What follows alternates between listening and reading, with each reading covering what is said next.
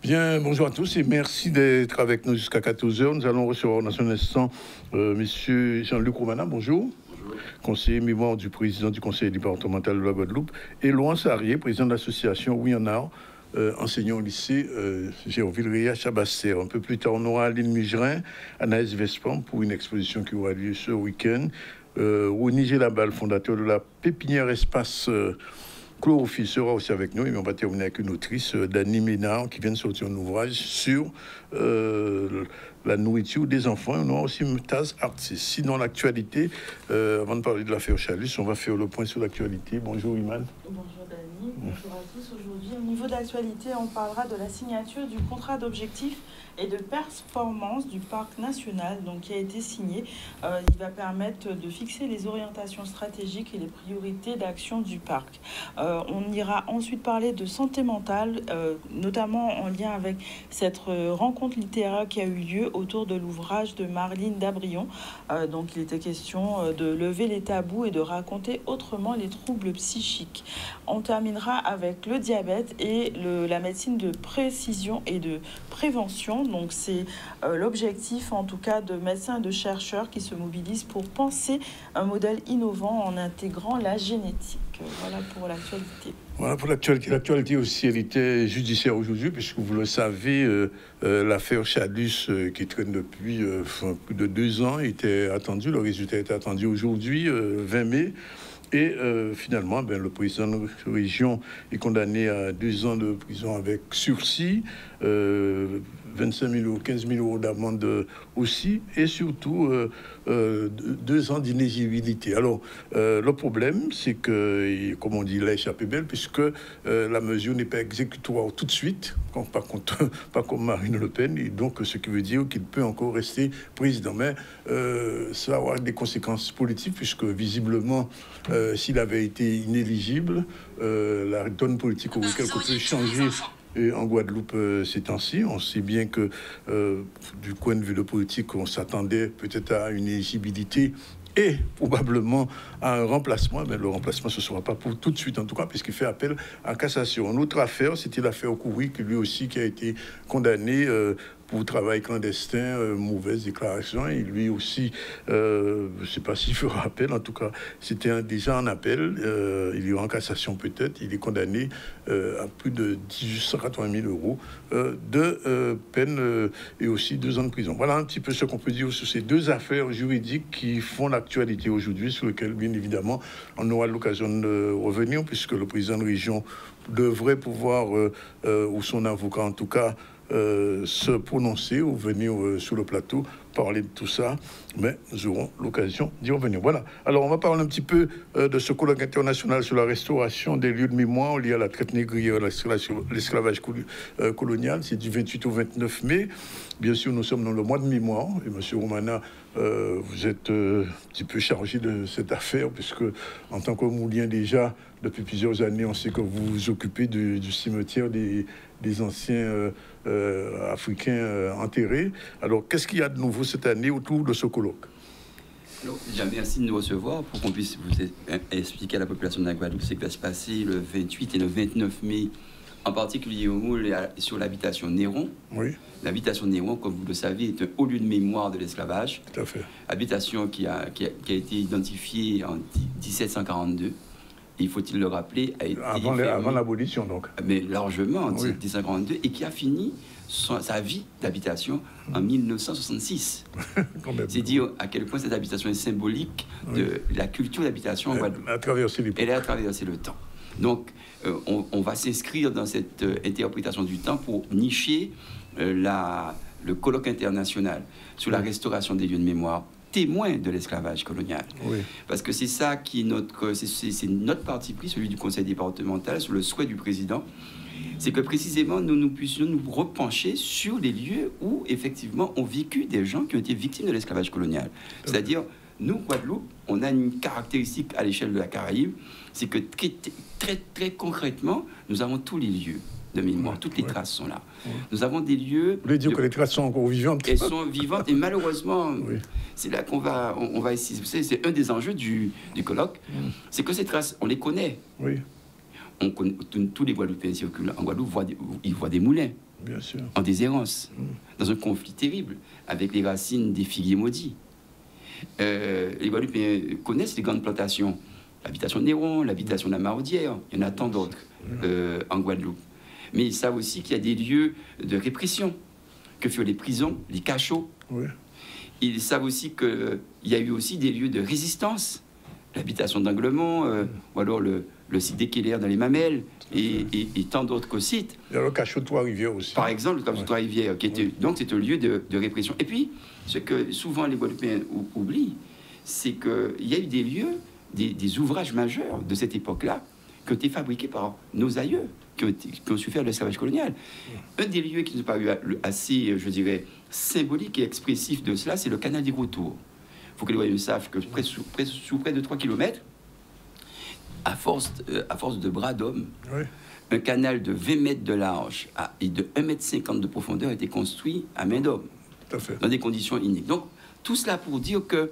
Et puis, ce qui est essentiel pour nous, c'est que la Guadeloupe, aujourd'hui dans la Caraïbe, sur ce point des traces de l'esclavage, nous avons 2 grands cimetières d'esclaves.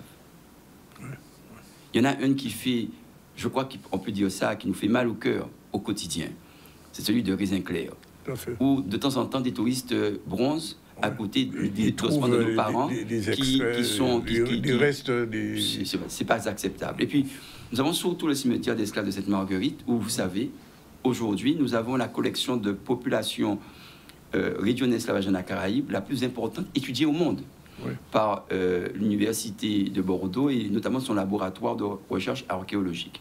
D'ailleurs, on va parler de tout ça lors de ce colloque. Alors, pour vous dire, pourquoi je vous dis tout ça, c'est dire qu'on a des lieux qui sont des témoins un peu muets, un peu circonspects de notre rapport à ces lieux-là.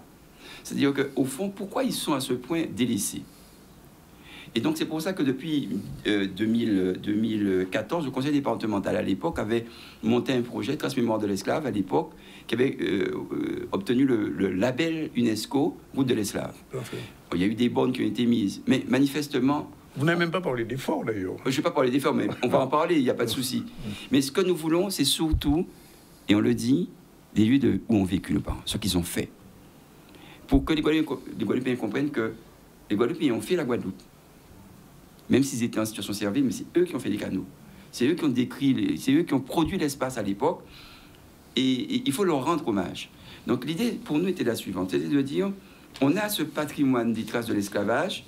La Guadeloupe a donc un potentiel considérable. Et ce potentiel-là, il doit être activé. Et pour l'activer, le président s'est posé un certain nombre de questions. Et nous avons entamé avec lui un tour. Nous sommes allés en Europe, nous sommes allés en Afrique. Et nous allons bientôt, j'espère, aux États-Unis sur un certain nombre de sites, de lieux de mémoire. Le pari étant le suivant. Les lieux où l'histoire est passée, des lieux qui sont habités par une mémoire de cette période-là, eh bien, il faut les réactiver, il faut les restaurer pour poser l'histoire dans ce lieu-là. Parce que nous considérons que la transmission de la mémoire de cette période-là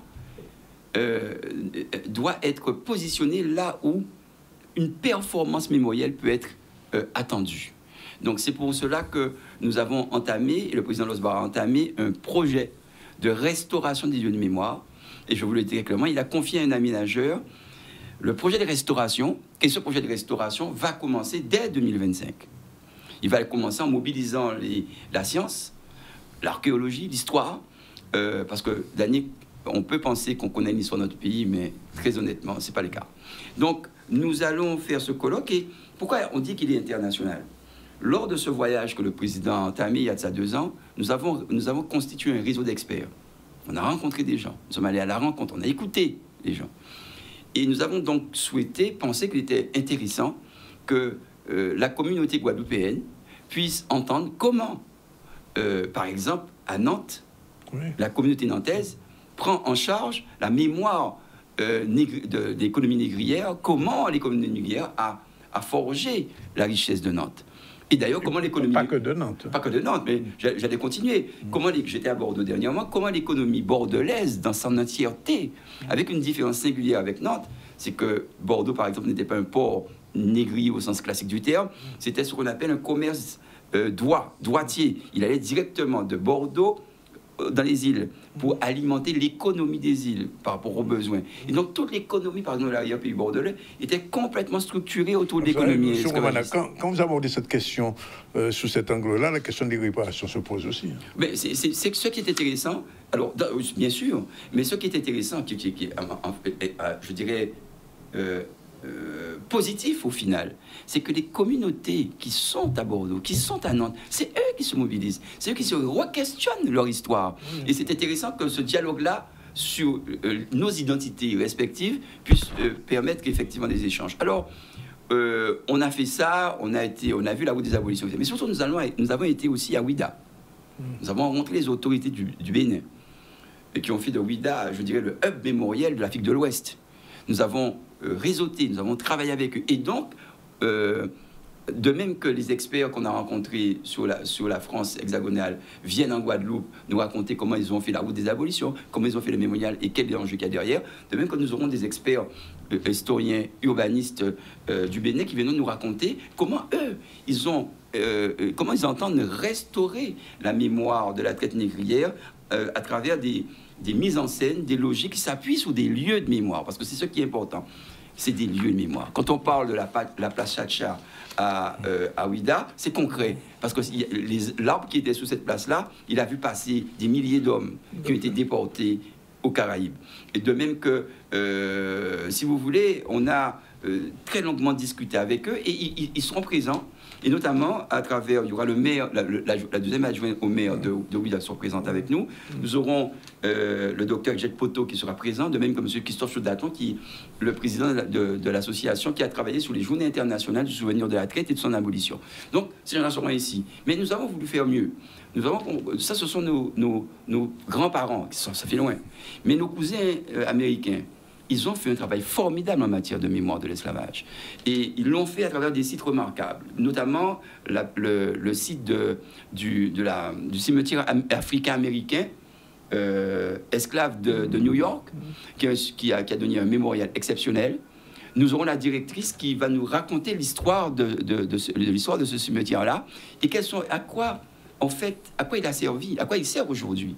Et on voit très bien qu'il a une fonction très forte de réaffiliation avec, je dirais, de fierté de la communauté nord-américaine. Nous aurons aussi la directrice de l'habitation Whitney à la Nouvelle-Orléans qui seront présentes chez nous le 28 et le 29, qui va venir nous raconter l'importance de l'habitation Whitney, leur programme, en quoi cette habitation effectivement fédère. Ce colloque se tiendra où exactement? Eh bien, ce colloque, il se tient au Moule. Au Moule? À l'habitation Néron. Néron? Néron, il va se tenir, il commence le mercredi 28. C'est 2 jours. Et le 29, absolument. Ouais. Mais je voulais finir pour vous dire, j'aurais terminé, je serai complet dessus, c'est que, Daniel, c'est très important. On aura aussi l'habitation George Washington sur le Mont Vernon et avec la directrice pédagogique qui va venir nous parler de ces expériences. Mais ce qui est important, c'est que ces expériences vont nourrir notre réflexion. Mais la question que les Guadeloupéens peuvent se poser, mais nous alors dans ça, qu'est-ce qu'on va faire? Et donc, nous allons installer ce jour-là, le président Losbar va installer le comité départemental de restauration des lieux de mémoire de Guadeloupe, qui va nous aider à suivre ça. Et puis surtout, c'est peut-être l'information la plus importante, j'y tiens vraiment, c'est que nous avons fait, le président Losbar a souhaité qu'on fasse une enquête, qu'on mesure le rapport des Guadeloupéens à la mémoire de l'esclavage. Et pour la première fois dans ce pays, nous allons exposer, nous allons faire le reporting du sondage que nous sommes en train de terminer sur le rapport des Guadeloupéens à la mémoire et l'histoire de l'esclavage. Et je te dis, Danick, très sincèrement, ça vaut le détour parce que nous allons être extrêmement surpris et extrêmement, des fois, inquiets du rapport que nous entretenons à cette mémoire. Alors, merci. Et de toute façon, le rendez-vous est pris. Je dis quand même, il ne faut pas oublier mai 67. Bien entendu. Bon, d'accord. Parce que l'histoire ne s'arrête pas à 1800. Bien entendu, mais nous commémorons l'abolition de l'esclavage. D'accord, ok, d'accord. Ça me rassure. Bien, alors je passe la parole à M. Zarier, puisque parle de biodiversité. Je sais que le gouvernement français est en train de réduire au maximum les dépenses en ce qui concerne la biodiversité. Ça va nous toucher directement? simplement, puisqu'on parle de suppression de l'Agence française de la biodiversité, etc. Donc oui, ça peut effectivement impacter complètement la sensibilisation et tout ce qui peut être entrepris auprès notamment des jeunes pour ces questions-là, effectivement. Mais qu'est-ce qu'on appelle clairement, la biodiversité invisible? Alors, on a joué un peu sur les mots. C'est-à-dire le 1 de invisible était entre parenthèses. C'est-à-dire pour nous, c'était visible et invisible. Voilà, valoriser les deux. La visible, celle qui se donne à voir parce qu'elle cherche à être vue pour des raisons de reproduction ou autre, ou pour faire fuir un ennemi, par exemple. Et puis l'invisible, c'est souvent en fait la partie la plus importante de la biodiversité que l'on n'aime pas, notamment les insectes, par exemple. Ce qu'on appelle les nuisibles, etc. Et puis celles que l'on voit très peu ou très mal à l'œil nu, c'est-à-dire qui nécessitent soit un microscope, etc. Voilà, donc là, il y a les micro-organismes, les champignons, etc. Tout ça fait partie de la biodiversité invisible, qui est finalement près des 3/4 de la biodiversité. Je suppose que vous êtes informé qu'on a trouvé ici un scolopendre particulier, vraiment particulier à la Guadeloupe. Je crois que cette semaine... Non, je ne savais pas. Ah, vous ne savez pas? Ben oui. Oui, on a trouvé ici un scorpion, pas un scolopendre, un scorpion particulier, vraiment endémique à la Guadeloupe. Il a un nom chimique, un nom dont je ne vais pas donner aujourd'hui, mais ça s'est trouvé. Alors, comment Winard travaille sur tout ça? Moi, je suis donc aussi enseignant au lycée Gervais-Léréache, donc j'articule un petit peu les deux, et ça fait maintenant donc depuis 2011 que nous travaillons sur ces questions-là. Et là, c'est la 8e édition du concours, donc c'est un concours académique qui est ouvert aux enfants de primaire, de collège et de lycée, de toute l'académie, où on propose un thème, donc cette année biodiversité invisible, pour les inciter à regarder peut-être autrement aussi l'environnement qui les entoure, et à les photographier, à saisir des moments. Et c'est à travers la photo un moyen de sensibiliser. C'est uniquement par photo qui pour... Là, dans cette action-là, on mène d'autres actions, mais dans ce cadre-là, oui, c'est que la photo. L'avantage aussi, c'est que ça permet à des enfants, par exemple là, dans les lauréats, on a reçu plusieurs milliers de photos, il y a 20 lauréats, 20 jeunes, il y a 2 enfants de 9 ans. Donc c'est vrai qu'ils peuvent aussi bien rivaliser avec des étudiants que des lycéens, etc. Et ça fait l'objet d'une exposition. Effectivement, qui ouvre ses portes demain, avec la cérémonie de remise des prix. Donc il y a des enfants de Marie-Galante qui viendront, etc., de tout l'archipel. Et ça dure 15 jours jusqu'au 6 juin au centre Rémy Ninsouta de Pointe-à-Pitre. Ça veut dire que nos jeunes commencent à être sensibilisés à cette biodiversité invisible? Je l'espère. En tout cas... c'est le rôle de ce concours. C'est le but, oui, tout à fait. On essaye en tout cas d'y contribuer à notre niveau. Les jeunes sont assez sensibles à ces questions-là. Nous, au niveau du lycée, on a des éco-délégués qui sont nombreux. Ils feront partie d'ailleurs c'est eux qui seront les maîtres de cérémonie demain. Et vraiment, ils s'emparent de ces questions-là parce que c'est important. Et même si, comme vous l'avez dit, les décisions politiques contestent parfois l'utilité de ces organismes, je pense que ce sont des questions importante également, même si la transition avec le sujet qui précède est pas évidente et que c'est aussi des choses. Vous savez, la Guadeloupe a une richesse informative incroyable. Moi, je peux en témoigner. Chaque jour ici, on a des sujets, on passe d'un extrême à l'autre parce que il y a beaucoup de choses qui se passent et quelquefois pas suffisamment éclairées. Et parler de l'esclavage, mais le problème de la biodiversité, parce que beaucoup de Guadeloupéens encore, peut-être déjà un petit peu plus âgés, n'ont pas pris conscience de l'importance de la biodiversité guadeloupéenne, qui est réelle, Il y a une richesse incroyable. La France en profite, bien sûr. Vous êtes au courant de ça. Mais c'est bien qu'il y ait un concours pour des jeunes, justement. La génération qui qui arrive, puisse prendre conscience de cette biodiversité, parce que je prends un exemple qu'on connaît, la commune de Sainte-Rose, c'est une des communes les plus riches en matière de biodiversité pour l'ensemble de la Guadeloupe. On a de l'autre côté des Irades, enfin bref, on a des sites très importants en matière de biodiversité. Je pense que c'est important qu'un focus soit fait régulièrement. Alors que c'est la 2e édition de ce concours? Là, c'est la 8e. 8e édition. Et donc, on a une marraine, c'est l'artiste Laurence Roussas qui accompagne également les enfants et qui sera présente dans l'exposition avec des œuvres originales. Donc, cette année, elle a expérimenté une technique japonaise du Jotaku, si je prononce bien, qui consiste à imprimer les poissons, en fait, sur... Les pêcheurs japonais faisaient ça pour garder une trace de leur prise. Oui. Et donc, il s'agit, alors elle a travaillé avec du roucou, etc., pour faire des impressions sur tissu de ces poissons, qui sont des poissons souvent ou endémiques ou caractéristiques de leur archipel. Et au travers de ces dizaines, centaines de photos, il y a eu des petites découvertes quand même? Oui, il y a des choses dont j'ignore le nom, oui. que j'en découvre, oui, bien sûr, il y a des... Voilà. Après, c'est vrai qu'il y a toujours des espèces un peu emblématiques. Oui, bien sûr. Que ce soit les oiseaux, que ce soit les papillons, etc. Mais sinon, oui, il y avait une scolopendre, par exemple, qui figurait parmi les finalistes. Un beau spécimen. Oui. Le rendez-vous donc est pris demain. Demain, donc c'est à 14h au Centre Minnesota que les 20 lauréats du concours seront présents pour recevoir leur prix avec les différents partenaires qu'on remercie d'ailleurs. Bien, je vous remercie d'être venu dire ça. Merci. Pour les jeunes, pour la biodiversité. Merci aussi à M. Romana pour ce colloque international. Est-ce qu'il y aura une trace écrite quand même sur de tous ces discours? Bien entendu, il y aura la publication des actes du colloque. Il y aura les actes. Et puis il y aura des impulsions. Vous allez pouvoir suivre aussi sur le site internet du conseil départemental en direct ce colloque. Bien, c'est une bonne chose. Et puis, rendez-vous est pris. Le mois de mai cette année a été vraiment un mois... Alors, si je peux me permettre, Danick, juste pour dire qu'il y a le colloque, parce qu'on a été très, très embarqués cette année-ci, très motivés sur la question des mémoires. Il y a le 26 ce soir, au musée de Gare-Claire, le conseil départemental reçoit, autour d'une interprétation originale du récit autobiographique de l'esclave Mary Prince, une dizaine, voire même une quinzaine de groupes de femmes qui jouent du ka. Donc c'est une façon de mettre en hommage les femmes de Guadeloupe, le combat qui a été le leur, et un combat quand même extraordinaire qui a été le leur pour la survie de leur communauté. Donc c'est un moment. Et puis si excuse-moi, je fais un peu je passe en te disant qu'il y a aussi une belle manifestation du conseil départemental le 30 et le 31 sur Petit-Bourg, et lui une ruralité avec un florilège effectivement de personnalités, Edouard Plenel, Patrick Chamoiseux, etc., avec sous l'impulsion de monsieur Gérard Delvert. Delvert, il nous a dit ça d'ailleurs, il va venir en parler. Et il ne faut pas oublier, enfin pour moi, pour les catholiques, que cette année... alors là, tu vois, Danick, merci beaucoup. Non, je te coupe parce que là, j'y tiens beaucoup. Alors c'est vrai, c'est pas notre proposition de conseil départemental, mais enfin, le président a dialogué aussi, on dialogue avec tout le monde. Et c'est vrai qu'il y a un phénomène historique cette année.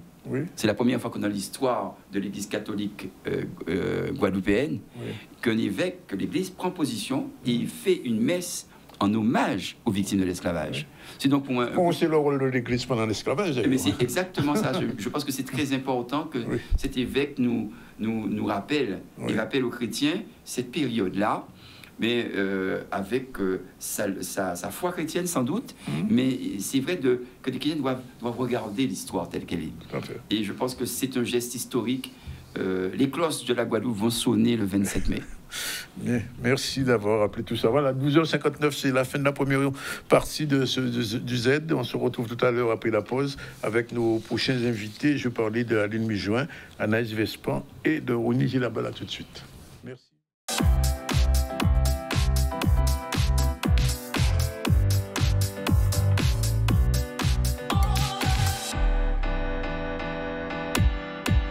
Voilà, nous sommes de nouveau avec vous. Il est 13h04. Nos invités sont là. Anaïs Vespan, bonjour. Je sais que ce week-end, il y a quelque chose. Comme d'habitude, quand vous venez ici, il y a toujours quelque chose. Et Aline Vespan va nous rejoindre. Monsieur Ronnie Gilabala est aussi là. Bonjour. Oui, bonjour à tous. Avec lui, il est fondateur de la pépinière Espace Chlorophylle. Chlorophylle. On va en parler tout à l'heure. On revient à l'actualité avec Iman Novelas. Oui. Ok. On va parler biodiversité. On était en plein dans cette thématique tout à l'heure, mais parler maintenant du contrat d'objectifs et de performance qui a été signé par le Parc national. Donc, ce contrat va permettre de fixer les objectifs stratégiques et les priorités d'action du parc en matière d'écosystème, de territoire, comment l'accompagner les territoires et sensibiliser les citoyens. On en parlait justement il n'y a pas si longtemps. Et donc, Ferdi Louisi, le président, et Célia Delavergne, directrice générale de l'eau et de la biodiversité au ministère de la Transition écologique, ont signé ce contrat. Et Olivier Félix était parmi eux. On voit ce reportage. Une signature qui a du sens et qui nous permet aussi d'actualiser l'action de l'État sur notre territoire, mettre les moyens qu'il faut, même si on sait qu'on est dans une période de rigueur. Mais je crois que l'important, c'était de faire passer le message qu'on ne doit pas traiter la nature, l'environnement, la biodiversité de manière comptable. Il faut vraiment donner tout un sens humain. Et c'est cela que nous recherchons dans ce contrat d'objectifs et de performance. Elle permet que chaque parc, puisqu'il y a 11 parcs au niveau national, puisse travailler dans le même sens, c'est-à-dire de démultiplier finalement notre action de protection de la nature dans le respect et en travaillant avec les acteurs économiques des territoires, de manière à ce qu'on puisse concilier aussi bien développement du territoire avec préservation de la biodiversité, qui est ici très remarquable, comme j'ai pu le constater depuis mon arrivée. Ma conviction, c'est que les parcs nationaux ne sont que des atouts et des laboratoires aujourd'hui pour réussir à faire travailler ensemble des acteurs qui interviennent sur le territoire, qu'il s'agisse d'agriculteurs, de pêcheurs, d'activités économiques, de besoins d'aménagement pour les infrastructures, avec des spécialistes de la nature qui peuvent aider ces projets à se faire dans de bonnes conditions et qui, sur les cœurs de parc, c'est-à-dire les zones les plus protégées, vont être plus exigeants en matière de réglementation pour garantir la protection de cette biodiversité. Ce que nous recherchons, c'est de réconcilier les Guadeloupéens avec le vivant. Et le vivant, ce n'est pas que l'homme, que madame là ou ici là. Le vivant, c'est le végétal, ce sont les animaux, c'est tout ce qui fait notre biodiversité. Et si on arrive à nous réconcilier avec le vivant, on va respecter les choses, on va partager des valeurs, on va construire ensemble et on va donner un vrai avenir à notre territoire. Voilà, donc un contrat qui vient solidifier l'action du parc, notamment en matière de transition écologique en Guadeloupe. On va parler de santé mentale et notamment de cette rencontre littéraire autour de la santé mentale et autour de l'ouvrage de Marilyn Dabrion, donc qui a permis de décrypter les différents facteurs de la maladie mentale en Guadeloupe, façonnés avec nos perceptions populaires et l'influence culturelle qu'on peut avoir. Donc c'est un reportage de Patrick Hurier qui permet de voir cette rencontre qui a eu lieu à Bémao. La santé mentale, c'est un équilibre qu'on retrouve dans ce qu'on appelle la santé globale. La santé globale, dans une vision holistique, c'est l'équilibre entre ce que vous avez de physique, de psychique, de psychologique, ce qui a trait à votre environnement, ce qui a trait à votre éducation. Donc la santé mentale permet de vivre ces éléments dont je viens de vous parler en harmonie. Donc un individu qui est bien dans sa peau peut bénéficier d'une santé mentale intéressante. Mais ça ne veut pas dire que puisque vous avez une santé mentale, vous ne pouvez pas avoir un problème organique ou un problème, puisque je vous dis que c'est un état d'équilibre. Vous avez un plus là, vous avez un moins là, vous êtes en état d'équilibre. Et bien c'est ça, vous permettre d'être bien avec vous, bien avec vos proches et bien dans votre société. Dans mon livre qui est sorti en 2021, Folie douce et fou enragé, je parle de la question de la santé mentale et de la psychiatrie dans notre pays, la Guadeloupe. Puisque la santé mentale, comme je viens de vous dire, ça dépend aussi de l'environnement. Donc, dans notre environnement guadeloupéen, il y a une façon qu'on a de concevoir la santé mentale et la psychiatrie. Par exemple, les choses de la psychiatrie, on pense plutôt à l'aspect magique, aux croyances. Donc, mon livre développe ces éléments de croyances qui sont typiquement guadeloupéens. Voilà, c'est ça que j'ai voulu mettre en évidence là-dedans. Mais ça ne veut pas dire que c'est marginalisé, puisque l'environnement est important, guadeloupéenne, mais un Guadeloupéen a un corps comme tout le monde, a un esprit. Donc c'est l'ensemble des choses, et c'est ça que développe cet ouvrage-là. Voilà. Bon, voilà, il est 13h09, Madame Mijouin, bonjour. Bonjour. Merci d'être là. Anaïs Vespon, bonjour. Merci d'être là. Le générique démarre et on parle de vos activités du week-end. À tout de suite.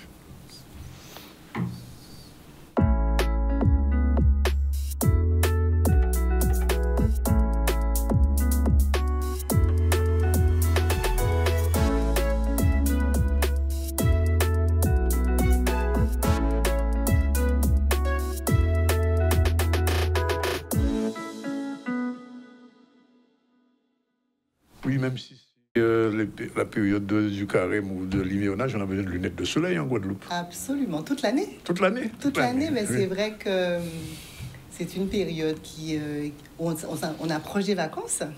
Et donc, c'est le moment où on chausse ses lunettes de soleil. Donc, c'est le moment pour pouvoir avoir des petites piqûres de rappel. Pourquoi ça sert à quoi les lunettes de soleil, à part faire bien? Alors déjà, le premier objectif d'une paire de lunettes de soleil, c'est de protéger les yeux. Ah, quand même, oui. Donc, c'est vrai que... Et vous faites bien de dire, à part faire bébelle, puisque c'est vrai qu'on met souvent l'esthétique parfois en avant, et on oublie certaines fois la fonction première de la lunette de soleil, qui est de protéger les yeux par rapport au rayonnement du soleil, qui est l'un des éléments les plus endommageants pour nos yeux, surtout en Guadeloupe. Ça veut dire, Aline, que même quelqu'un qui n'a pas de problème d'œil ou des yeux devrait avoir des lunettes de soleil presque en permanence dans un pays comme la Guadeloupe. Peut-être pas en permanence, mais régulièrement. Mais c'est vrai que quand on est exposé au soleil, il aurait fallu que la plupart des personnes, surtout chez nous en Guadeloupe, que nous ayons ce réflexe de porter des lunettes de soleil. Nous avons une prévalence, par exemple, par rapport à tout ce qui est cataracte. Et la cataracte est généralement due au vieillissement donc, des cellules, qui est souvent provoqué par le rayonnement, la surexposition au niveau du soleil. Alors, je dis souvent ça. On vend des lunettes de soleil au bord de la route, à la rue Fouébeau. Oui. Ces lunettes-là n'ont pas de particularité de protection, n'ont pas les anti-UV, tout ça, non? Alors, ce qu'il faut savoir, c'est que la lunette de soleil est d'abord un produit médical. Oui. Mais c'est important de le dire, ça. Et donc, comme qui dit produit médical, se vend dans un espace médical. Où on parle de médical. Et en l'occurrence, l'espace médical où on parle de lunettes de soleil, de lunettes de façon générale, c'est chez l'opticien. Donc, avoir le réflexe déjà d'aller chez l'opticien, c'est se garantir de la qualité donc, des verres, la qualité des montures aussi, puisque on sait que malheureusement, dans certains espaces, il y a beaucoup de malfaçons. Et quelque part, on peut plus se mettre en danger. En voulant se protéger, on peut plus se mettre en danger. Oui, comme on dit, sur ça, ça coûte plus cher qu'ils viennent. Généralement. Généralement. Alors, la différence qu'il y a entre les verres anti-UV et les verres polarisants, pour que les gens comprennent bien. Alors, la différence qu'il y a entre les verres UV, et les verres anti-UV et les verres polarisants. Alors, ce qu'on doit comprendre déjà, c'est que le soleil nous menace de plusieurs manières. L'une des premières choses qui va nous menacer par rapport au soleil, c'est sa luminosité. Et donc, la première chose qu'on fera, c'est qu'on mettra des verres plus ou moins foncés pour diminuer la quantité de lumière qui va rentrer dans l'œil. Mais un verre foncé n'est pas suffisant pour nous protéger du soleil. Ce qui va nous protéger du soleil, c'est la matière du verre. Et dans la matière du verre, nous aurons tout ce qui est filtre anti-UV. La polarisation, en fait, c'est un traitement supplémentaire, c'est un confort supplémentaire qui existe sur certaines montures, et qui nous permettent de pouvoir lutter contre tout ce qui est réverbération. Et donc, dans des forts ensoleillements, quand par exemple nous sommes en bord de mer, les personnes qui sont souvent soumises à la réverbération due à la mer, les personnes qui sont soumises à la réverbération due au tuf, au sable, sont normalement... il est fortement conseillé de porter des lunettes avec des verres polarisés. Mais de façon générale, la polarisation nous amène du confort, mais du contraste, une meilleure luminosité, une meilleure, au niveau des colorations, nous aurons une meilleure... les colorations seront beaucoup plus belles, beaucoup plus nettes, beaucoup plus agréables à travers un verre polarisé. Et c'est pour ça que, par exemple, en conduite, surtout en conduite, où il peut aussi avoir de la réverbération par rapport aux voitures, à la voiture. Donc, il est préférable de porter des verres polarisés presque dans toutes les conditions. En fait. Mais le soir, alors, qu'est-ce qu'on va porter? Alors, le soir, quand on parle de lunettes de soleil, on parle de lunettes de soleil. Du jour. Du jour. Oui. Et donc, le soir, il faut éviter de porter des lunettes de soleil parce que ça diminue le contraste.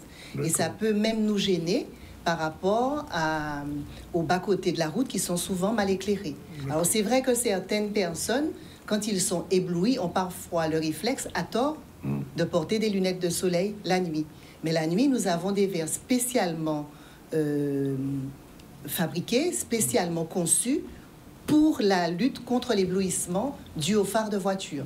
Et donc, à ce moment-là, il faut s'adresser à son opticien, parler justement de ce problème de manière à ce qu'on puisse vous fournir un verre spécialement pour la conduite de nuit et qui ne sera sûrement pas une lunette de soleil.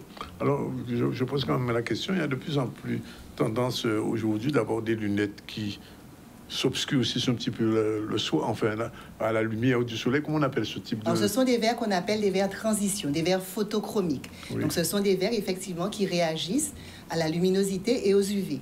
Donc, quand on est en extérieur, ce sont des verres qui vont teinter de façon plus ou moins importante. Aujourd'hui, on a des verres qui teintent au soleil qui sont de plus en plus performants. C'est un très bon compromis pour des personnes qui ne savent pas toujours gérer deux paires de lunettes. Et en fait, avec le verre qui teinte au soleil, c'est un verre déjà qui filtre au maximum les UV, qui filtre 100% des UV. Ça, il n'y a pas de souci. Après, c'est une question de luminosité. Plus on sera soumis à des ensoleillements importants, plus il nous faudra des verres plus spécifiques. Mais dans la vie de tous les jours, un verre qui teinte au soleil est très largement suffisant pour pouvoir se protéger contre les ultraviolets. Alors, quelle teinte choisir en matière de soleil? Alors, quelle teinte choisir? Alors, il y a plusieurs teintes, effectivement. On a souvent le brun, la couleur un peu marron qu'on a sur les verres, qui sont le plus souvent proposés.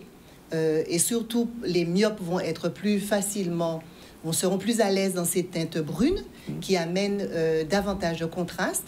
Le gris sera une couleur qui va... on aura les colorations seront respectées, mais de façon générale, quand on va choisir une paire de lunettes de soleil, ce qui sera le plus important, c'est votre ressenti. C'est-à-dire que quand vous allez essayer vos lunettes, le mieux encore, au-delà de l'esthétique, au-delà de l'aspect fun, ce qui est le plus important, c'est que vous portiez des lunettes dans des conditions à peu près normales. Nous avons la chance d'être dans des magasins qui ont souvent l'accès à l'extérieur, donc ce qui n'est pas souvent le cas quand on est l'autre bord. Oui.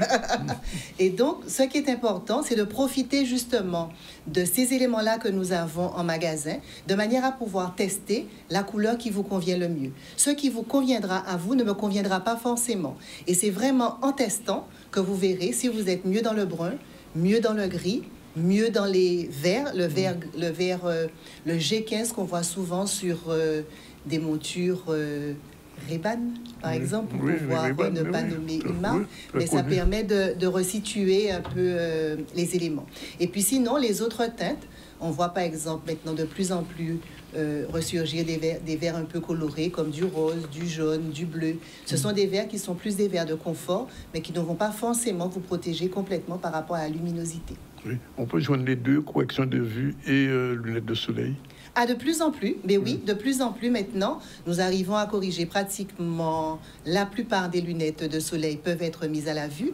Donc, c'est pour ça que c'est important de s'adresser à son opticien qui va vous donner des conseils à la fois pour les traitements, à la fois pour le type de verre qui sera le plus adapté à vous et à votre monture, et naturellement tous les traitements qui peuvent être associés à ces lunettes de soleil. Donc, ça peut être des traitements miroirs, ça peut être le polarisé dont on a parlé tout à l'heure, ça peut être des anti-reflets, mais ça peut être aussi le système, comme vous l'aviez précisé tout à l'heure, du système qui teinte au soleil, si c'est cela qui vous conviendra de façon plus simple. Alors, pour le consommateur de lunettes, enfin, que je suis autre, pourquoi il faut vraiment aller chez l'opticien ou l'opticienne? Alors, pourquoi aller chez l'opticien? C'est parce que déjà, c'est un expert, donc il vous offre son expertise en matière de santé. Il va vous proposer déjà de pouvoir, on parlait tout à l'heure des choix, donc il va vous porter le conseil au niveau des choix de monture, des choix de verres, puisque les montures seront adaptées aussi, les montures et les verres seront adaptés à la fois à vos besoins, à la fois à vos activités, c'est-à-dire qu'on ne va peut-être pas porter la même paire de lunettes quand on ira, par exemple, en ville ou dans une soirée ou dans un déjeuner champêtre que celle qu'on va porter quand on ira en mer dans des conditions qui seront plus difficiles. Donc, l'opticien va vous conseiller sur le choix de vos lunettes qui soient le mieux adapté à votre activité, à votre personne, va vous conseiller aussi par rapport au style, pour que ça soit le mieux adapté à votre morphologie. Et ce que vous ne trouverez pas ailleurs, c'est la possibilité de vous faire ajuster vos lunettes, de faire en sorte que vos lunettes vous conviennent, qu'elles soient ajustées à votre visage, et puis ensuite, surtout, le service après-vente. Parce que qui parle de lunettes de soleil, qui parle de lunettes de manière générale, on parle aussi de service après-vente. Et ça, seul l'opticien peut vous l'offrir. Bien sûr. Alors, je disais au début, quand Anaïs se fait ce point-là, c'est qu'il y a quelque chose dans l'air. En général. Alors, qu'est-ce qui est dans l'air, Anaïs?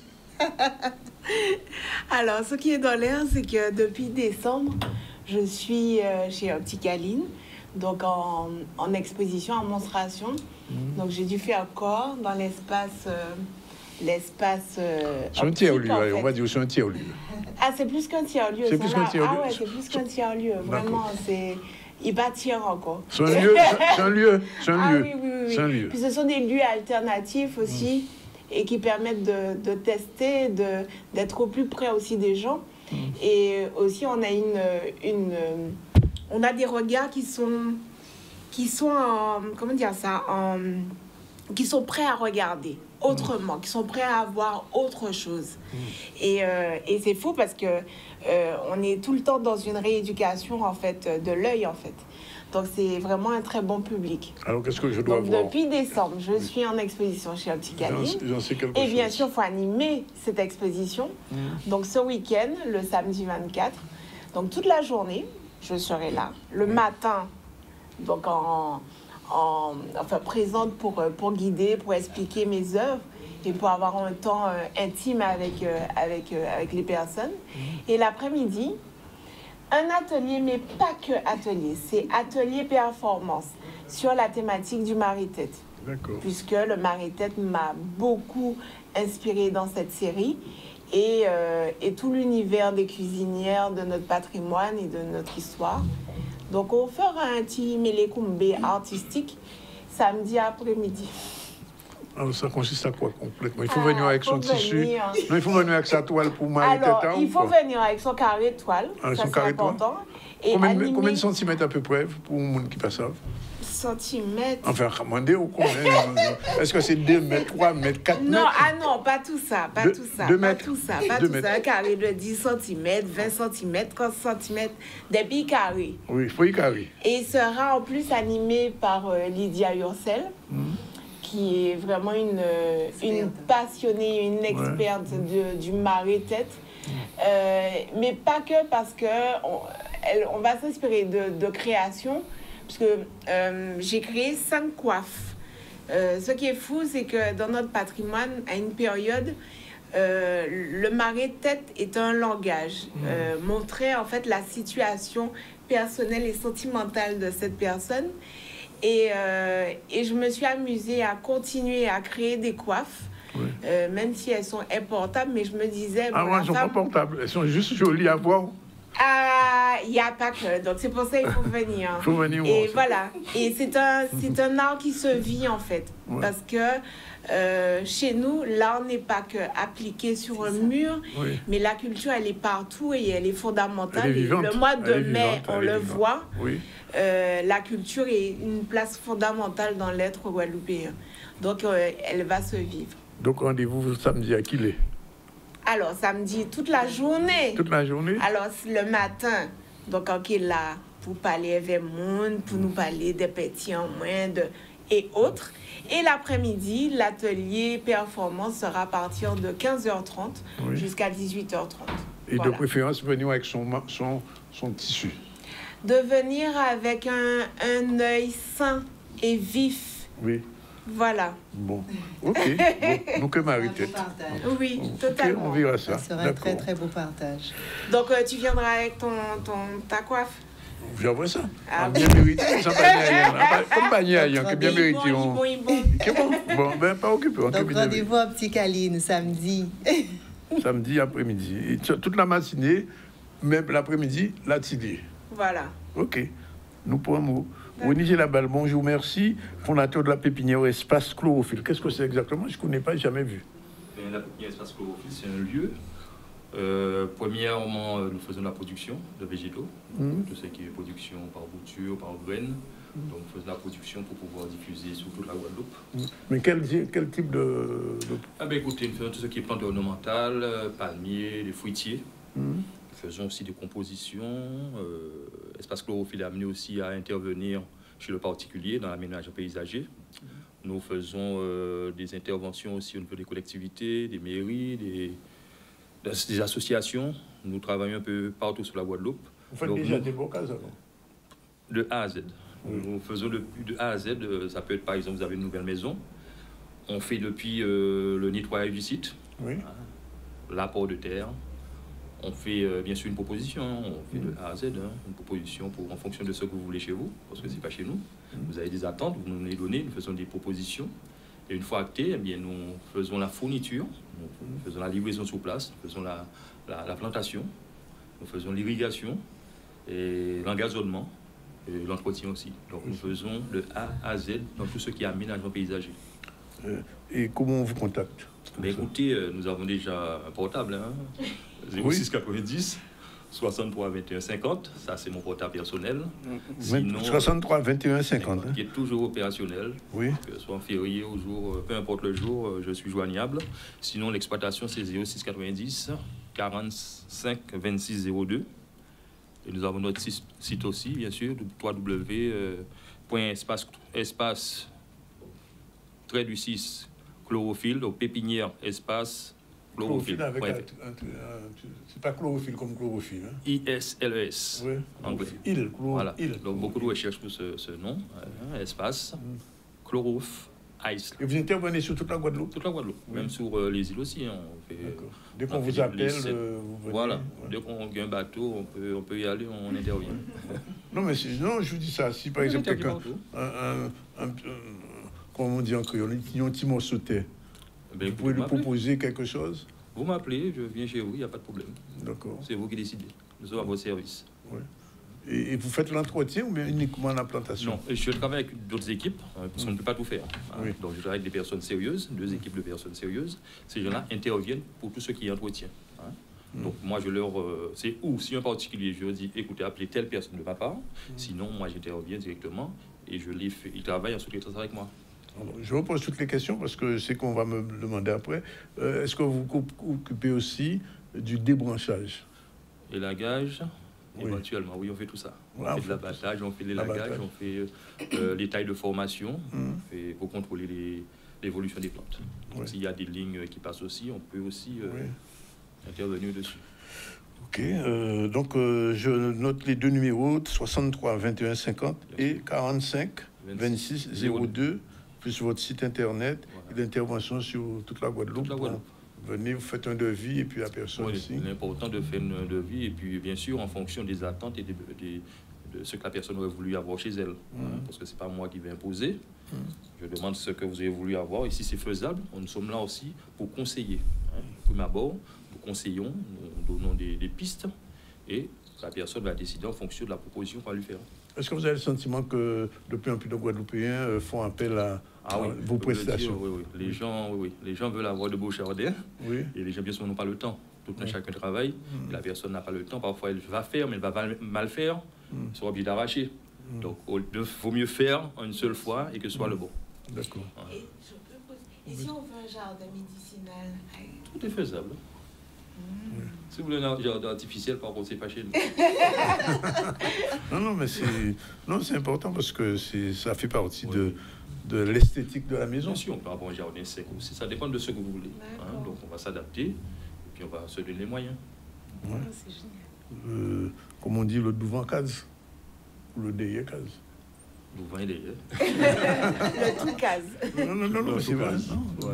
Je vois que... Non, je dis ça parce que je vois de plus en plus. C'est vrai que les maisons aujourd'hui, les gens s'arrangent pour que la maison soit... Il n'y a pas que la maison, quoi. Les gens ont beaucoup d'idées, les gens voyagent aussi. Et les gens viennent avec leurs idées. Ce concept, est-ce que vous pourriez le faire? Donc, s'il y a des choses que je ne maîtrise pas, donc je peux les conseiller, les guider vers un confrère. Donc, on travaille un partenariat aussi. D'accord. Ok. Bien. Ben, on a pris mot, M. Gilabal, chlorophylle et puis...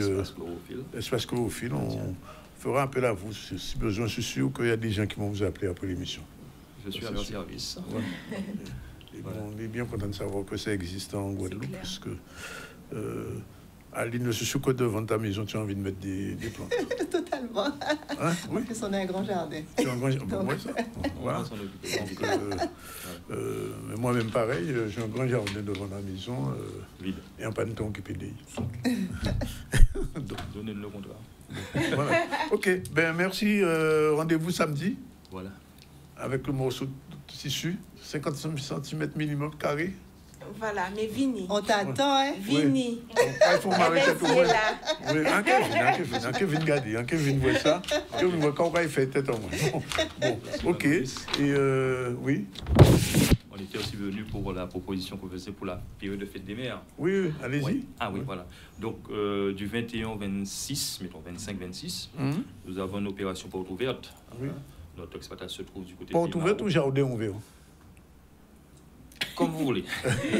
Nous, les portes sont ouvertes. Oui. Vous y accédez comme vous voulez. Oui. Vous prenez ce que vous voulez. Vous payez. Ce sera où? À Birmingham, du côté de Bongou, Bemao. À Bemao. Le circuit où les gens font le sport. Ouais. Et comme si vous allez sous le pont de l'Alliance. On connaît. Donc, c'est où nous sommes. Et du 21 au 25, nous allons recevoir déjà des écoliers, des élèves de Bemao en priorité.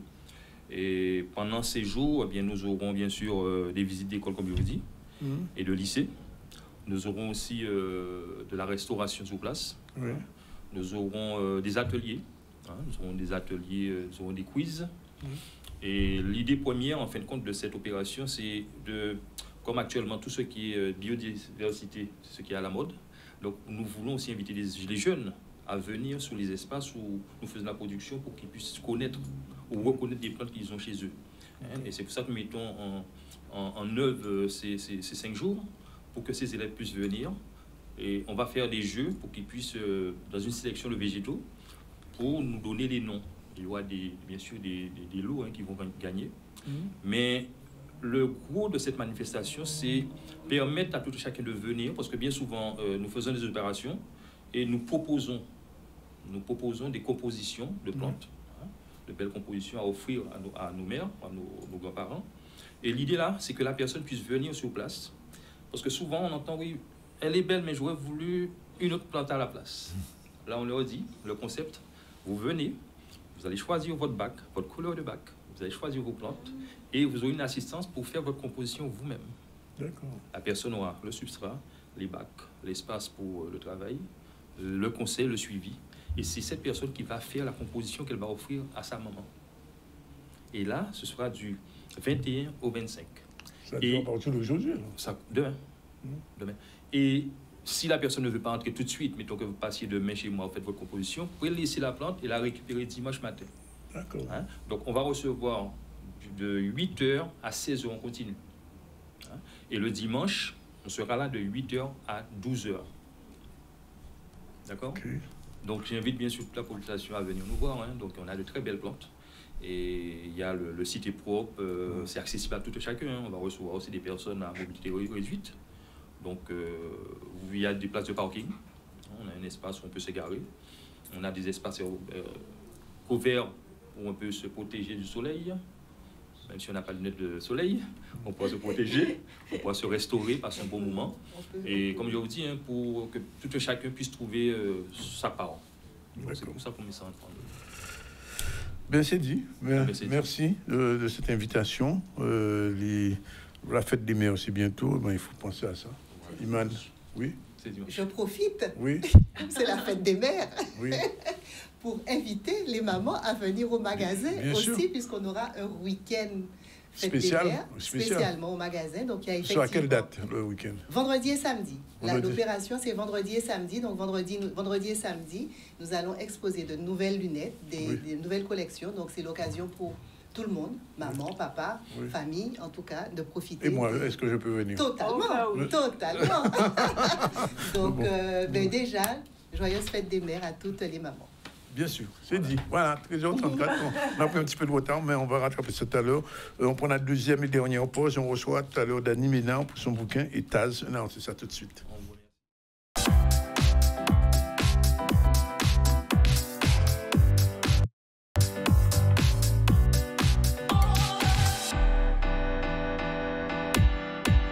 Dans moins de 20 minutes, ce sera la fin du ZCL, mais avant, on a 2 personnes à recevoir. Madame Dani Ménard, bonjour. Bonjour. Elle est l'autrice d'un ouvrage qui s'appelle Bébé Créole passe à table, on va en parler tout à l'heure. Et puis une artiste que je ne connais pas, que je vais découvrir, s'appelle Taz, bonjour. Ça sonne comme jazz, mais ce n'est pas du jazz. Mais avant, on fera le retour sur l'actu avec Manéa. France Antilles célèbre quelque chose aussi. Oui, 60 ans d'existence. Donc, France Antilles célèbre son histoire et celle de la Guadeloupe à travers une édition spéciale disponible dès ce 21 mai, donc demain. Nous, là, depuis 1965. C'est une publication qui retrace les 6 décennies d'information à travers les unes les plus marquantes du journal. De toute façon, vendredi dans le boucantage médiatique. Elle sera là pour en parler. Nathalie sera là, on va en reparler. Alors là, qu'est-ce qui reste comme sujet? Alors, on va parler diabète et justement de médecine de précision et de prévention.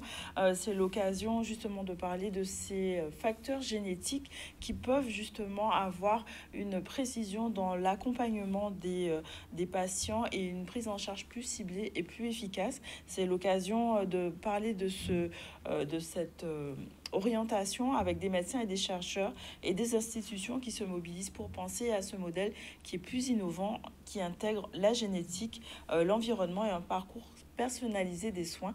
On voit un reportage d'Olivier Félix qui nous parle de ce sujet. L'idée, c'est justement de pouvoir, en prévention, avant l'apparition des maladies, pouvoir mettre en évidence des modifications de gènes qui sont déjà là, qui sont pas connus, qui sont déjà là, et qu'un changement en fait de comportement puisse modifier l'évolution vers la maladie ou non. Et c'est ça en fait le message qui est important, c'est-à-dire que maintenant, on va avoir des populations de personnes qui ont un diabète ou une obésité. C'est familial, certes, mais cherchons le gène qui peut être à l'origine. Et les facteurs addictifs, nous en avons parlé justement lors du colloque, les facteurs addictifs qui sont les facteurs environnementaux qui viennent se surajouter à la présence de ce gène et qui vont entraîner la maladie, les complications. La génétique a fait des pas de géant et on est vraiment capable... chez tous les patients qu'on veut étudier, à quel on suspecte une maladie génétique, de séquencer leur génome. Et on peut le faire maintenant pour des coûts vraiment très, très raisonnables. Et à partir de là, chez une proportion importante de patients, on arrive vraiment à faire des découvertes qui vont changer la façon dont on les traite et on l'espère améliorer leur vie. Aujourd'hui, on a des nouvelles générations de médicaments qui évitent les complications du diabète, c'est-à-dire complications rénales, accidents vasculaires cérébraux, maladies cardiovasculaires. Si on est capable de, dès le diagnostic du diabète, de savoir ceux qui vont faire ces complications et de connaître la forme de diabète qui est différente d'une personne à l'autre, là, on va pouvoir vraiment révolutionner l'avenir. Aujourd'hui, un tiers des diabétiques font une maladie rénale chronique et l'espérance de vie diabétique reste entre 6 et 10 ans plus faible que la population générale, et c'est pas une fatalité. Avec tous les médicaments qu'on a aujourd'hui et les analyses, en particulier génétiques, je pense que on peut traiter différemment les diabétiques, particulièrement ceux à risque de complications, et diminuer très très fortement la proportion de ces patients qui auront ce qu'on appelle une comorbidité, c'est-à-dire une complication du diabète. Parce que c'est vrai que cette médecine de précision qui va parler de génétique n'est pas très bien connue par la population, n'est pas très bien connue par les médecins en Guadeloupe. Et donc l'idée, c'était de montrer les avancées technologiques. On a bien vu que le coût, notamment pour séquencer les gènes, a diminué. On a bien vu que maintenant, on fait des analyses sur le génome, sur l'exome, mais aussi sur le génome complet. Donc on ne va plus cibler des gènes particuliers. On va vraiment regarder tout le génome. Et donc l'idée, c'était d'expliquer finalement aux médecins les possibilités que nous avons, puisque nous mettons en place des projets de recherche avec ces 2 éminents chercheurs qui auront un impact mais pour notre population, parce que c'est important que la recherche locale se développe pour le diabète et pour l'obésité en Guadeloupe. Voilà, il est exactement 13h44. Je voulais dire, on va recevoir deux femmes, deux jeunes femmes, Dani Minard, qui est autrice d'un ouvrage qui s'appelle Bébé Créole passe à table. Et puis un peu plus tard, on va parler musique avec Taz. Alors, bonjour Madame Minard. Bonjour. Merci d'être avec nous. Alors, cet ouvrage qui va sortir bientôt, Bébé Créole passe à table, qu'est-ce que c'est exactement? Enfin, bien que le titre parle, mais enfin, dites-nous un petit peu ce qu'il y a au fond. Effectivement, le titre a été choisi volontairement pour qu'il puisse être très parlant. Et dans ce livre, on retrouve des informations sur la diversification alimentaire avec les recommandations traduites au contexte local, 60 recettes, des illustrations et puis des conseils pour passer en cuisine avec bébé aussi. Alors, une femme qui a un bébé aujourd'hui, qu'est-ce que vous lui conseilleriez en termes d'alimentation? Parce que, bon, il y a des petits pots, il y a toutes sortes de choses qu'on donne aux enfants. Avant, c'était Dictam et compagnie. Alors, qu'est-ce qui a changé? Ben, en fait, beaucoup de choses ont changé depuis l'évolution des habitudes alimentaires où on a beaucoup moins de temps pour cuisiner et l'achat justement des petits pots, souvent venus d'ailleurs, prennent le pas sur l'alimentation des plus petits. Aujourd'hui, je conseillerais vraiment de remettre un peu la cuisine au centre, même si en termes d'organisation, c'est toujours aussi facile et aussi simple et pratique. Surtout de pouvoir s'approvisionner en petits pots qui soient locaux ou importés. Mais remettre la cuisine au centre, ça permet vraiment de faire un geste pour les enfants, pour leur santé et pour l'économie de la Guadeloupe aussi. Alors, comment l'idée de cet ouvrage est venue? L'idée est venue d'un long parcours professionnel déjà, un constat où je me suis rendu compte après de nombreuses années en restauration scolaire que les enfants consommaient de moins en moins de produits locaux après 10 ans passés de constat là-bas. Les enfants mangent de moins en moins de produits locaux et en plus, ils ne les connaissent pas. Oui. Donc, ce constat a été réalisé. Souvent, les études disent, beaucoup d'études privilégient les premiers produits dès le plus jeune âge. Et sur le territoire, il n'y avait pas grand-chose qui existait en termes de conseils. C'est sûr qu'il y a les petits pots locaux qui se sont développés et qui émergent et dont la gamme est de plus en plus variée. Je crois que c'est Mme Lolia qui fait ça. Il y a eu Mme Lolia, il y a eu Joël Kichner, enfin il y a pas mal d'acteurs du territoire qui développent cette gamme de produits locaux, avec des produits locaux. Mais pour cuisiner à la maison, pour l'instant, il n'y avait rien, donc c'est comme ça que l'idée m'est venue. Alors, globalement, quels sont les produits qui seront les plus proposés à nos enfants? Parce que Henri Joseph disait que nos enfants avaient même perdu le goût des produits guadeloupéens. Quels sont les produits qu'on va mettre en avant? Pratiquement tous. Enfin, il y en a quand même dans le livre. Il y a 60 recettes avec 50 produits locaux qui se retrouvent dans les recettes. Donc, il y a de quoi faire par rapport aux saisons et il y a de quoi faire par rapport aux textures et aussi à l'évolution de l'âge des enfants. Alors, vous savez que depuis quelque temps, depuis quelques années même maintenant, il y a un travail qui est fait sur le fruit à pain. Oui. Oui.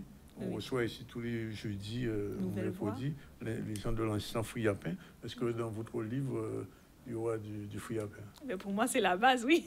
En plus, j'adore le fruit à pain, oui. Comme je n'ai pas vu, oui, donc... Oui, il y a du fruit à pain, il y a du fruit à pain dans plusieurs des recettes qui sont proposées.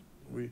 Bon, alors le livre, il n'est pas encore sorti. Alors, qu'est-ce que vous espérez que les gens l'achètent en ligne? Qu'est-ce que vous proposez? Au moins faire des précommandes. Faire des dons, puisqu'il est disponible sur la plateforme Ulule en précommande. C'est une plateforme qui permet de faire justement la précommande avec ou sans les bonus qui sont proposés, et aussi le livre numérique, mais aussi de pouvoir mettre des dons, parce que je suis en auto-édition et ça a un certain coût. Et alors, donc, quand vous dites les tout petits, c'est de quel âge à quel âge? Maximum, minimum, maximum? Alors, la cible pour moi des tout petits déjà commence par 4 mois, dès les premiers repas. Oui. Mais après, il n'y a pas d'âge pour ce livre, puisque je pense que nous sommes tous friands de produits locaux et de cuisine innovante. Oui. Il n'y a pas d'âge, comme j'ai pu le mettre sur les réseaux sociaux récemment. Mon fils cuisine aussi les produits du livre, les recettes du livre. Il a 8 ans. Et maintenant, c'est lui qui passe au fourneau et il a préparé des crackers de patates douces récemment avec moi. Bon? Et donc, ce sont des recettes qui peuvent servir à tous les âges, mais la cible vraiment, la base, c'est d'entrer par les petits à partir de 4 mois. À partir de 4 mois, donc jusqu'à ton enfant peut manger comme ça. Oui, alors bon, le fruit à pain, c'est pas tout à fait le truc, mais oui, pourquoi pas. Si, mais il n'est pas fan, il préfère la banane jaune, largement. Après, ça dépend des recettes, peut-être. Oui, bien sûr, bon, on peut essayer, pourquoi pas des chips. Il ne va pas le manger. Il n'est pas très gâteau, bon, bref, on n'est pas là pour parler de ça. En tout cas, bon, donc, alors sur Ulule, on se connecte avec le QR code ou, Voilà, il y a un QR code. Donc, je suis sur les réseaux sociaux, sur Instagram notamment, sur le compte Bébé Créole Food.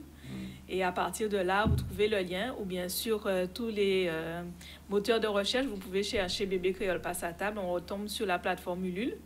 Et il suffit juste de cliquer sur le bouton bleu, contribuer à partir de 1 €, mais ça propose aussi les dons, mais aussi les contreparties, donc le livre en précommande. D'accord. Et 60 recettes. 60 recettes, des conseils.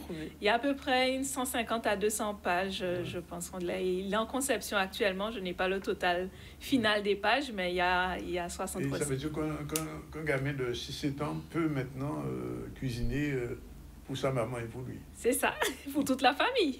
Les grands-parents, enfin voilà. Découvrir les produits locaux autrement, puisqu'il y a quand même 6 catégories de recettes dedans.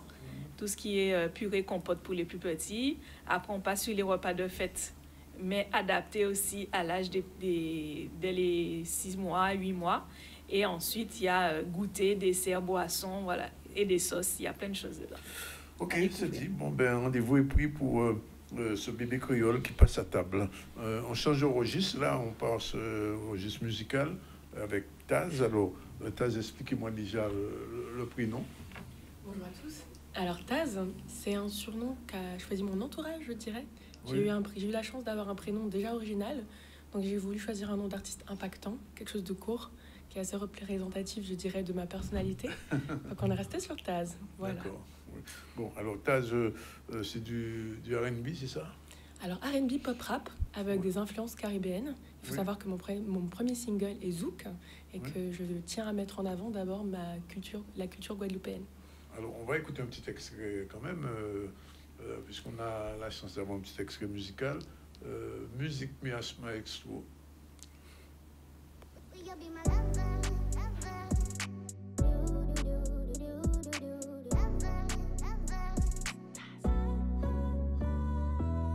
Introduce myself. You should go home, cause you're not safe anymore. Cause first of all, here's my first say, so girl, go home, cause I see you sweat.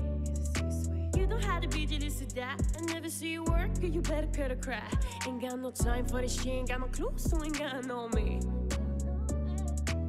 Ain't got family or friends, so who are you? Are you a hater or a fan? Trying to stay alone to finish with a start. So who are you? This bitch can understand it's on the land. Never seen a girl that classy. Never should have had for money. Bitches criticize, but it not nice. Until they sound so clumsy.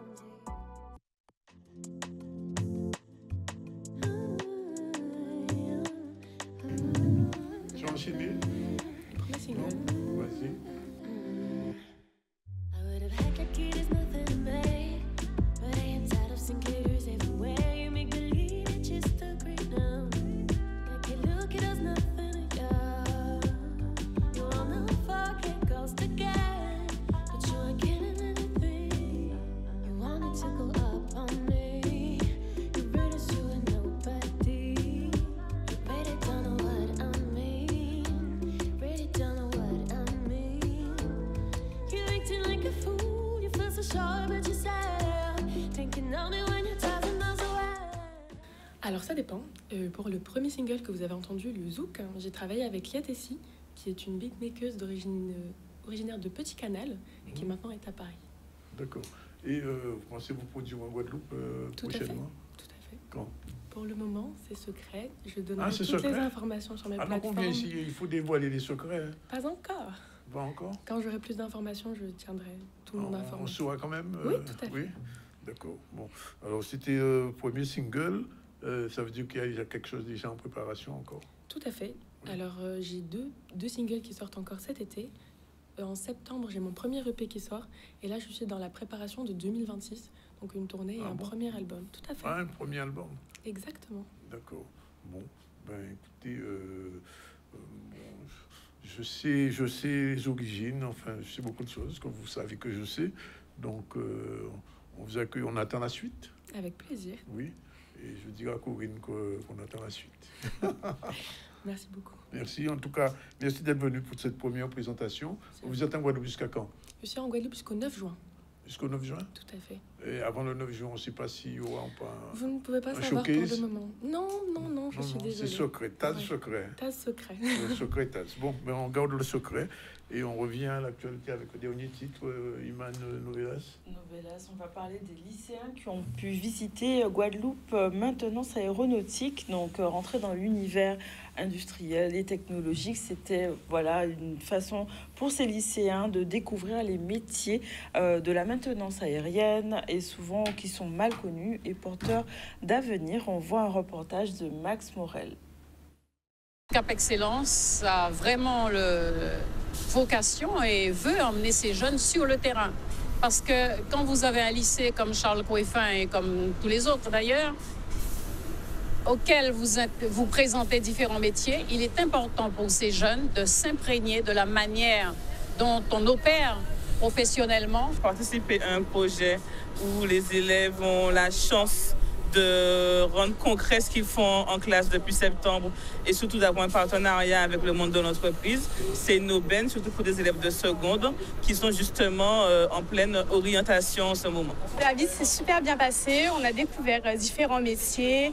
On a vu comment se fabriquait le blé, on a découvert qu'il y avait différents types de farine. Je ne pensais pas qu'il y avait autant d'employés, de travaux derrière de la farine, etc. La production était intéressante. J'ai vu qu'il y avait beaucoup de rôles différents dans une même production, beaucoup d'étapes. C'est quelque chose qui paraît simple, la farine, mais au final, il y a un grand travail derrière ça. Je m'attendais vraiment pas à tout ça. Je pensais qu'ils faisaient que de la farine, GMA, et je pensais qu'il y avait un seul type de farine, mais finalement, il y en a plusieurs. Et ils font fabriquer également pour les animaux avec le blé. Donc, il y a la première partie qui est donc pour faire la farine et la deuxième partie qui est donc fait pour les animaux. Avec ma classe, on a déjà parlé un petit peu lors de la sortie pour savoir quelles innovations nous pouvons apporter donc à GMA. On a pensé à des panneaux solaires parce qu'ils nous ont expliqué qu'ils dépensaient 50 000 € par mois pour l'électricité. Nous avons pensé à des panneaux solaires donc pour réduire sûrement cette consommation. Je viens ici sur un concours, donc normalement je dois créer quelque chose d'innovant pour aider à l'industrie.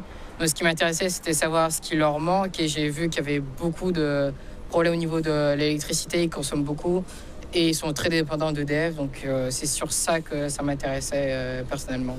Évidemment, c'est une façon aussi de créer, je viens de dire le mot émulation entre eux et permettre effectivement qu'ils donnent le meilleur d'eux-mêmes et voilà, qu'on en sorte les futurs responsables de demain en usine notamment. Voilà, c'est la fin des informations. Alors, on va retenir beaucoup de choses aujourd'hui. Alors, d'abord, le colloque qui aura lieu mercredi, le 28 et le 29, initié par le conseil départemental, ce sera au Moule. C'est un colloque que je donne international sur la restauration des lieux de mémoire liés à la traite négrière. C'est un colloque international et à l'esclavage colonial. Monsieur Roumana est venu en parler. Laurent Zarier nous parle, qui est enseignant au lycée Gervais-Liache, est venu nous parler de cette exposition de photos d'enfants sur la biodiversité. Ça aura lieu à partir de demain à Rimini-Soutaille pendant pratiquement plus d'une semaine, jusqu'au 6 juin. Aline Mijoin et Anaïs Verpan, ça c'est pour les femmes. Marie-Tête. Il paraît qu'on peut marier ma tête aussi. Donc, ok, il y a eu Marie-Tête. Marie-Tête aussi. Il faut faire la photo. C'est samedi, on fera la photo. Ne t'inquiète pas, il y aura une photo. Alors, je dis ça pour toi. Tu auras du mal avec Marie-Tête avec les choses. Mais bien sûr que si je suis à tâche. Ah bon, bref, bon. Alors, toutes ces femmes qui sont là, rendez-vous chez Aline Mijoin samedi. Il y a un atelier de Marie-Tête. Venez avec un petit morceau de tissu de 50 cm, c'est ça? Ouais, enfin 50. Ouais, et après, il y aura Marie-Tête là. Et ça, c'est bien. Rouni Gilabal est venu nous parler pour la fête des mères de cette manifestation qui se fera. Donc voici la photo du Marie-Tête, voilà, c'est au Petit Caline, c'est bien, c'est joli. Et en plus, il y a une exposition artistique, alors donc c'est à ne pas rater pour les femmes surtout. Rouni Gilabal nous a parlé de cette manifestation qui se fait à Bimwingama, Bimao, pour la fête des mères. Vous êtes toutes des mères, donc les mères qui écoutent et les enfants des mères, venez là pour choisir les fleurs pour maman. Et Dany Ménard nous a proposé son livre Bébé créole passe à table pour les enfants à partir de 4 mois, c'est ça? Jusqu'à pas d'âge. Jusqu'à, et permettre au fils de Iman de pouvoir me faire à manger un de ces jours. Ah, j'aimerais bien. exprime-moi bien. Eh ben, quand le livre sortira, tu lui diras, va dans le livre, fais-moi à manger. Et Taz, qui a vécu en France pendant longtemps, mais qui est de passage ici, parce que je ne dis pas les secrets. Hein. En attente d'autorisation. Bon, d'accord. Elle nous a fait écouter 2 extraits de ses chansons, et puis elle est en train de préparer un showcase secret. Et elle nous dira ça bientôt. Elle est ici jusqu'au 9 juin. Jusqu'au 9 juin. On espère vous voir dans un showcase un petit jour, et puis réentendre votre musique et voir les petits clips que vous avez sortis. Voilà, l'information c'était... Un petit rappel, on a parlé de la signature du contrat d'objectifs et de performance pour le parc national, donc qui fixe les orientations stratégiques et les priorités d'action en matière d'écosystème. Une signature qui a du sens, c'est concernant justement ce changement climatique auquel on est soumis. On a aussi parlé de santé mentale avec la rencontre littéraire autour de l'écrivaine donc Marie-Linda Brion, notamment concernant son livre Folie douce et fou enragé, une anthropologie créole. C'est une façon de décrypter les facteurs de la maladie mentale en Guadeloupe. On a aussi parlé du diabète et notamment de cette médecine de précision et préventive qui est orientée vers la génétique. Et on vient de voir le reportage sur les lycéens qui visitent le GMA, donc l'aéronautique. Voilà, une façon orienter nos élèves, surtout pour Parcoursup qui est en cours. Oui. Bientôt. Et je rappelle que le verdict du procès d'Henri Chadus est tombé aujourd'hui. Il est condamné à 2 ans de prison, tout ça avec sursis, 3 ans d'inéligibilité et 25 000 euros d'amende. Mais tout cela n'est pas exécutoire puisqu'il a fait appel et c'est en cassation. Et probablement le président de la région viendra probablement sur le plateau de ZCL ou autre s'expliquer sur ce procès qui a lieu, dont le résultat est tombé aujourd'hui. C'était le 20 mai, c'était très attendu. Voilà, on a pratiquement fini. 2 mots. France Entière a sorti un numéro spécial. Oui, on a parlé de la une, donc un numéro spécial qui va sortir le 21, donc demain, sur les 60 ans, donc les différentes unes du journal de France Entière. On en reparlera forcément vendredi. Vendredi dans le beau partage. Voilà, merci à tout le monde. On envoie un petit coucou à Cécile qui nous regarde et qui souhaite qu'on pense à elle. Mais on pense à toi, Cécile. Voilà, c'est fait. Bye bye.